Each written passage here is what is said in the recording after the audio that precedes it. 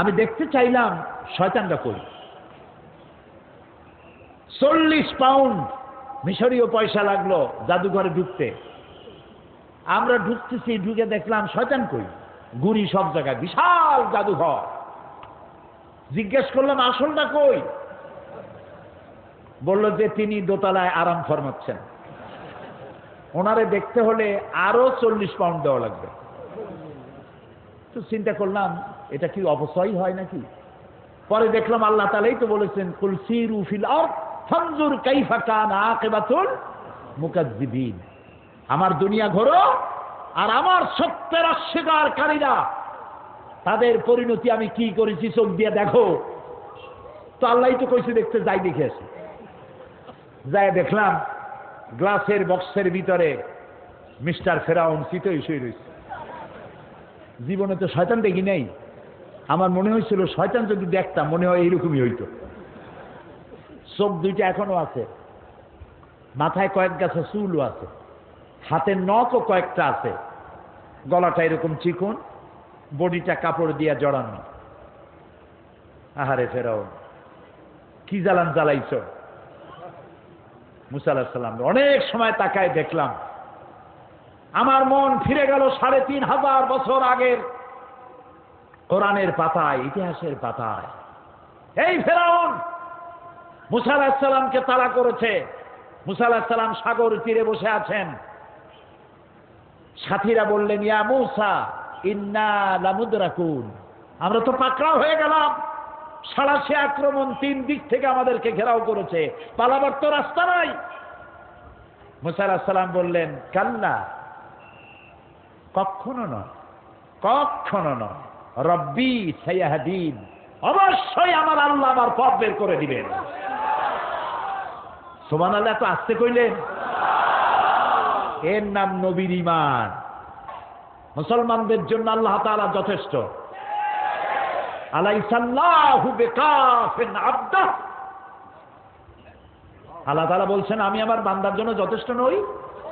আরে বেটারা কও, অবশ্যই যথেষ্ট। আমার জন্য বলো। মুসা আলাইহিস সালাম বললেন, ভয় পাইও না, আমি যার গোলামি করি তিনি আমারে পথ করে দেবেন। মুসা আলাইহিস সালাম লক্ষ্য করলেন, হঠাৎ করে সামনের দিকে দরিয়া ফাঁক হয়ে গেছে, পানি প্রাচীর হয়ে গেছে, মাঝখান দিয়ে রাস্তা তৈরি হয়ে গেছে সাগরের মধ্য দিয়া। মুসা আলাইহিস সালাম তার দলবল নিয়ে রওনা করলেন। মাঝখানে এসেছেন ফেরাউন তার দলবল নিয়ে। দরিয়ার পাশে এসে দেখে, মাশাআল্লাহ, এ তো গ্র্যান্ড ট্রাঙ্ক রোড। ও মনে করছে ওর বাজানের তৈরি করে রাস্তা। দলবল নিয়ে ঢুকলো। ও যখন মাঝখানে, আল্লাহ মুসা আলাইহিস সালাম উঠাই দিয়েছেন ওপার, ঠিক জায়গা মতো গেছে। ইন্না বাতশা রাব্বিকা লাশাদীদ, এবার পাকড়াও এসে গেছে। আল্লাহ তাআলা বললেন, পানি বন্ধ কর, রাস্তা বন্ধ কর। আল্লাহর কি এত কথা বলার দরকার আছে? না। কি বলছিল? কোন দুইটা অক্ষরের মালিক, কাফ আর নুন। কোন দেন আন দেয়ার হয়ে যায়। হায়াকুন, ইনফিনিট পাওয়ার, সীমাহীন শক্তির মালিক, যা খুশি তাই করেন। আল্লাহর কসম, দুনিয়ার মুসলমানেরা যদি আল্লাহকে এই পাওয়ার হিসাবে বিশ্বাস করে, পৃথিবীর কোন শক্তি মুসলমানদেরকে প্রধানত করতে পারবে না।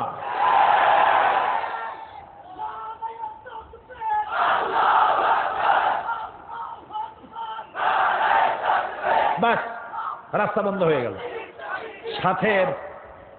সাথী সঙ্গী যা ছিল কয়েক সুবনির মধ্যে শেষ। এখন ফেরাউন একা সাগরের উত্তাল ঢেউয়ের মধ্যে একবার নিচে চলে যায়, আবার উপরে ভেসে ওঠে। পানি খাইতে খাইতে পেট গেছে পটকা মাছের সাইজ হইয়া। ফেরাউন দেখলো আর তো উপায় নাই। ফেরাউন বলছে, আমানতু আন্নাহু লা ইলাহা ইল্লাল্লাযী আমানাত বিহি বানু ইসরাঈল।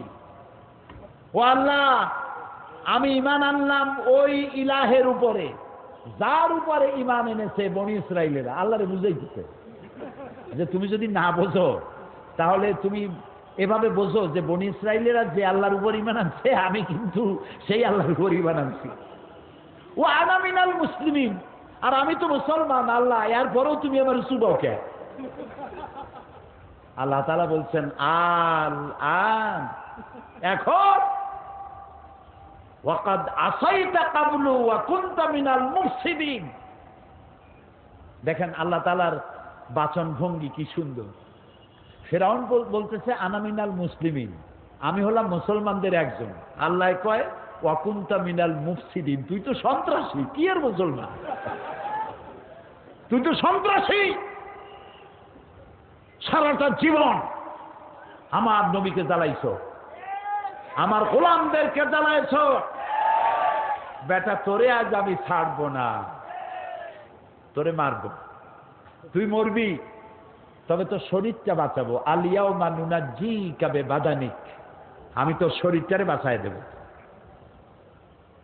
পানিতে নষ্ট হবে না, জলচর প্রাণীরা খাবে না, মাটিতে নষ্ট হবে না, পোকা মাকড়ে খাবে না, আমি তোরে শুটকি বানাইয়া রাখবো কিয়ামত পর্যন্ত, যাতে পৃথিবীর সব স্বৈরাচারেরা তোরে দেখে যেন শিক্ষা নিতে পারে।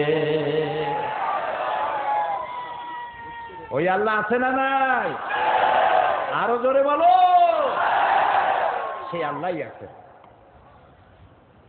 বর্তমানে 90 ফেরাউন, 90 নমরুদ, পৃথিবীর নতুন নতুন স্বৈরাচার যারা হবে, আল্লাহ তাদের ইন্তেকাম নেওয়ার জন্য আমার আল্লাহ যথেষ্ট, ঠিক না?